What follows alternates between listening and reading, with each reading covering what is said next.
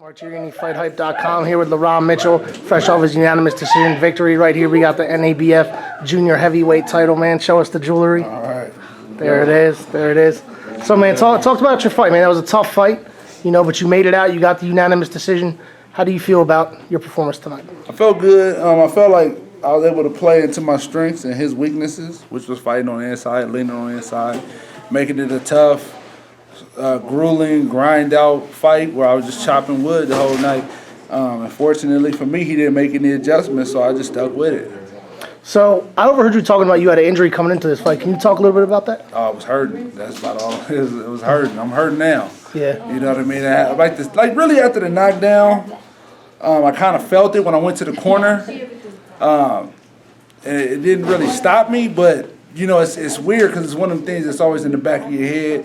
And with him being a slickster trying to move, it was like, don't let me overextend and miss because then it's going to hurt worse.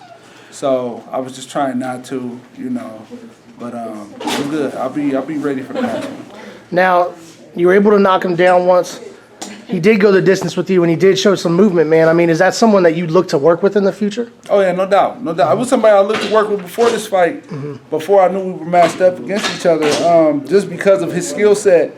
He says he's a middleweight trapped in the heavyweight body. He's not. He's a heavyweight. He's a heavyweight that can box. You know what I mean? And he can punch. He just luckily for me, he couldn't make any adjustments. Well, if he'd have made an adjustment, I would have made an adjustment. So, that was the goal. It's what boxing is about. It's a science. So he couldn't adjust, and I just stuck with what was working. So what's next for you, man? What kind of names are you looking for? Anybody. I mean, Thompson Boxing take care of that. That's just for y'all to do. It don't matter really who I fight, as long as they're approved by the NABF. Then I'm good, and we go from there. Just got to keep getting wins. At this point, every win to me is a new learning experience. It's a valuable lesson. I know I proved tonight I can go 10 rounds, and I still had energy. We could have went 1,500 rounds tonight, you know what I mean? But it was good, so. What did you think was the key to you winning tonight? Was it imposing your size on him? Yeah, leaning on him. It's not the most fan-friendly fight, not the most attractive, but at the end of the day, boxing is the hurt business. You either get hurt or you do the hurt, and if I ain't getting hurt, then I'm good, I was able to land some shots. He landed some shots, but I landed more shots, and I got the win. I think any heavyweight fight that doesn't end in a knockout is a boring fight anyway to the fans. You know what I mean? So whether I'd have knocked him out in the first or the 10th, they would have been satisfied. But because I won by decision, it's like whatever. Right.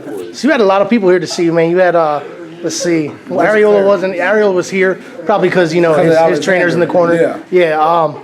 But you had Gerald Washington, Dominic Breazeal. You got a lot of people behind you, man. So hopefully we get to see you step up soon.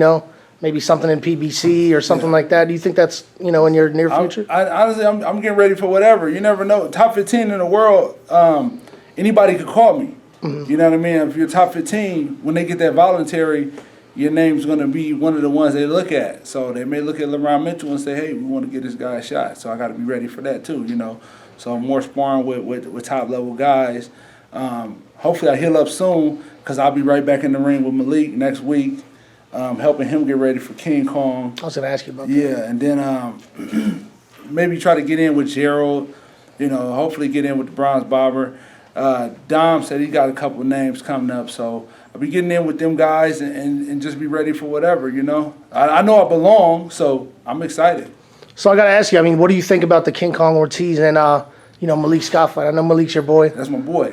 But even if he wasn't my boy, Malik wins unanimous decision because of his movement, because he can fight inside. And then did you watch the Tony Thompson and Ortiz fight? You could see Ortiz was doing what he wanted to do until about the third round.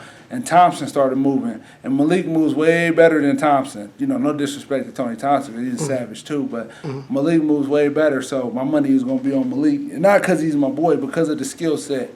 But King Kong Ortiz is a monster. I think he's one of the best heavyweights in the world, so that'd be somebody I'd like to get in with too.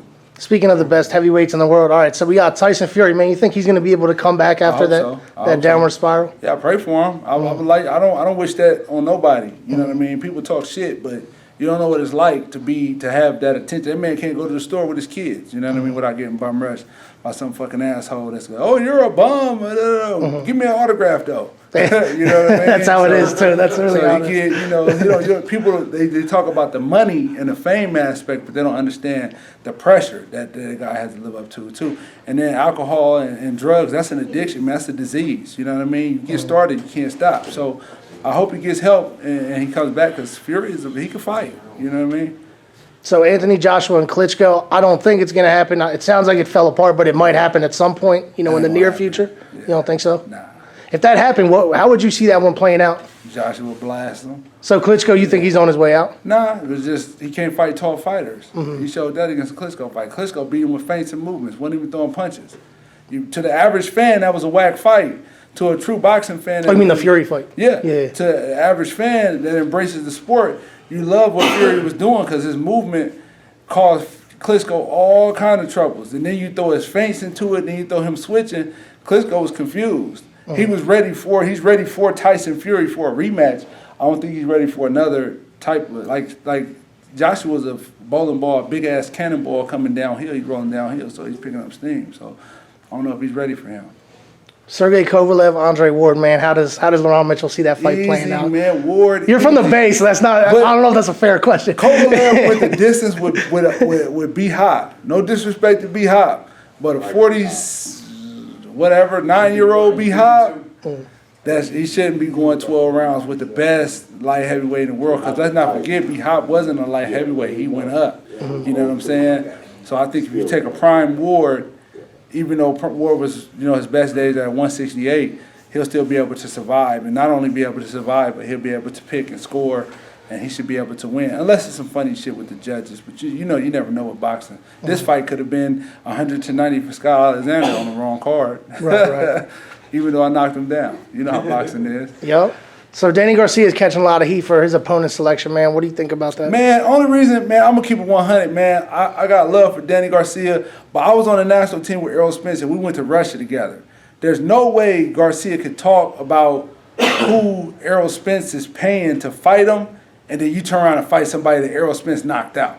You can't do that. You know what I mean? If you're a champion, you gotta fight Errol Spence. You can't fight the guy he knocked out. You know what I mean? So that's the only problem I have with DSG. Other than that, no problems, because he sacrifices like everybody else. He puts it on the line when he gets in there, and he whoops ass. He had a couple close fights, but he's still a champion. You think he gives Thurman a hard time? You think he can get Thurman? You think he beat Thurman? No. No? No.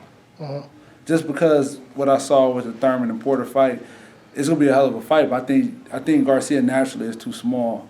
Them shots that Porter was hitting him with that hurt Thurman won't. They'll have an effect, but they won't hurt him like Thurman did. And like Porter and Thurman still won that fight. I think Porter gives Garcia trouble too. Sorry, man, I just got to ask you about one more. I like the way you break down fights, so I'm always asking you to break down fights. Julian Williams and Jamal Charlo, man. That's a big fight coming up, Man. for that division. Man, you asking me hard ones. All right, I'm not going to say J-Rock, but I ain't going to be surprised if he win. I like the Charlo brothers, though. You know what I mean? You got to like them. I grew up in Texas. They from Texas, so I got to ride with them. But I won't be surprised if Julian and J-Rock wins. So, I'm not going to go into depth about that, because I could be dead ass wrong on that. Right. You never know what you get with them. So... All right, man, we appreciate your time. Message for your fans, where can everybody follow you at? Oh, follow me on Twitter, whoopass_tweets. That's it. You got it, man. All right, Good luck. You.